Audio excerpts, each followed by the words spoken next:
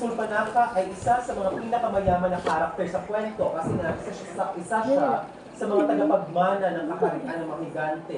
So mayaman ang pamilya ni Sulpanaka. Kumpara kay Sita na mahirap lamang. Kasi si Rama yung tagapagmana.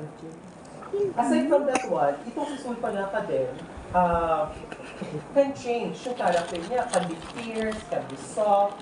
Kaya kung titignan natin, bakit nga ba? Sa tingin mo, bakit hindi na in love si Rama kay Sulpanaka?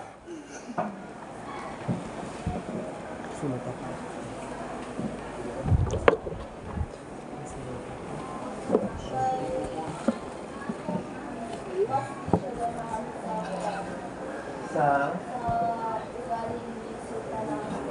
take two ka, naging mabait yung si Sulpanaka.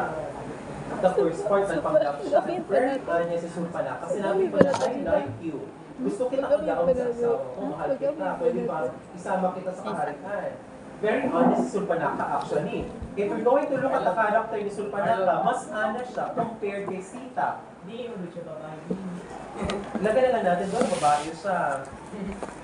Pero yun lang. Yun nga lang, pwede naman magbagong anyo si Sulpanaka. Kan-transform. So bakit kaya hindi na in-love si Rama? Dapat pa talaga maging babae bago maging yung lalaki doon sa kanya. Eh, Sani. Teka. Marlon. Kasi, hindi na Ang daming kamay. Really, mahal niya si Sita. Bakit may mga asawang naghahanap pa rin ng pamilya? Ang mag-iubang taas. If may forever talaga. Bakit may mga tao pa rin na parang kaya ipapalit yung mga asawa at anak nila sa ibang babae? Or mga asawang kaya ipapalit yung anak nila at bana nila sa ibang lalaki?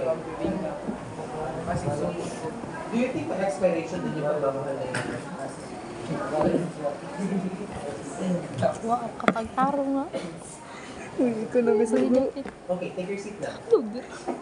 Now, bakit natalo ni Sita si Sulpanaka na mas gwapa man si Sulpanaka, mas mayaman si Sulpanaka, mas may kapangyarihan si Sulpanaka? Ito si Sulpanaka kayang magbago ng anyo at kayang maging isang higante.